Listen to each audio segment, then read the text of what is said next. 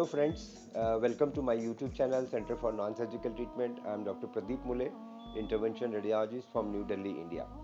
आज हम लोग बात करेंगे किडनी की एक डिजीज़ होती है जिसको बोलते हैं renal angiomyolipoma. Renal angiomyolipoma is a non cancerous tumour in the kidney और ये तीन चीज़ों से मिलके बनता है जिसको fat, blood vessels and the smooth muscles. Angiomyolipoma जो होता है ना, ये does not cause any symptoms. Incidentally sometime you may detect on the CT और MRI if you gone for some other purpose. The key diagnostic feature of angiomyolipoma is a significant amount of the fat in the tumor. जैसे हम CT scan, ultrasound या MRI करते हैं तो उसमें significant amount of the fat दिखता है, तो ये डायग्नोसिस होता है. ये बिल्कुल डायग्नोस्टिक फीचर है एंजियोमायोलाइपोमा का. ट्रीटमेंट जो होता है ना, treatment depend upon the clinical presentation. Most of the angiomyolipoma does not cause any symptoms but sometime this can cause the haematuria. Haematuria मतलब यूरिन से ब्लड आना. कई बार थोड़ा आता है, कई बार बहुत मैसिव ब्लड आता है, तो उसको ट्रीटमेंट की ज़रूरत पड़ती है. इसके जो ट्रीटमेंट ऑप्शंस होते हैं, सर्जिकल भी होते हैं, नॉन सर्जिकल भी होते हैं. सर्जिकल जो ट्रीटमेंट होता है ना, उसमें क्या करते हैं, उसमें कंप्लीट नेफ्रेक्टोमी मतलब complete removal of the kidney. और पार्शियल नेफ्रेक्टोमी जो होता है, that depend upon the how much involvement is there in the kidney.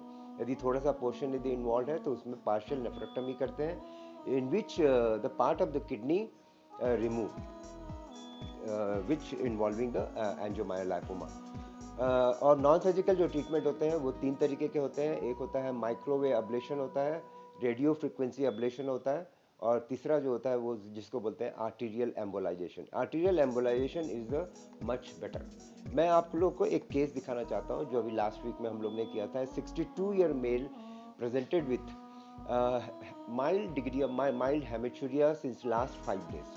But एक दिन पहले उसको severe bleeding from the urine is started and he came in the emergency. We done the CT scan that shows a large tumor in the left upper pole of the kidney and which contain the blood vessels also, significant amount of the fat also, and some aneurysm dilatation is there on that scan. अब इसको treatment की ज़रूरत है, तो treatment हम लोग कैसे decide करेंगे? सर्जिकल चाहिए, नॉन सर्जिकल चाहिए, बट फर्स्ट ऑप्शन जो होता है वो नॉन सर्जिकल ट्रीटमेंट होता है जिसको बोलते हैं आर्टीरियल एम्बोलाइजेशन. तो इस पेशेंट में हम लोग ने किया सबसे पहले तो DSA, डिजिटल सब्ट्रैक्शन एंजियोग्राफी. जैसे नॉर्मल रूटीन एंजियोग्राफी होता है वैसे डिजिटल सब्ट्रैक्शन एंजियोग्राफी होता है. ये लोकल एनेस्थेसिया में होता है. और ये करके हम लोग ने जब देखा उसमें तो multiple aneurysm type of the blood vessels was there and that was bleed actually and causing the hematuria. Hematuria is that urine में blood आ रहा था. This aneurysm dilatation जो था 2, 3, 4 जो भी थे इसमें, उसको हम लोग ने कॉइल, एक एम्बोलिक कॉइल्स होती हैं, कॉइल सेलेक्ट करके कॉइल डिप्लॉय करते हैं, तो ये जो ब्लीडिंग वाला जो एरिया है ये बंद हो जाता है. तो similar way in this case also we done the same thing which I showed in the side picture also.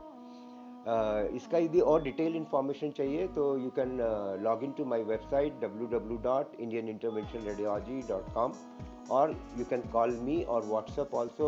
My number is 9810492778. Thank you very much.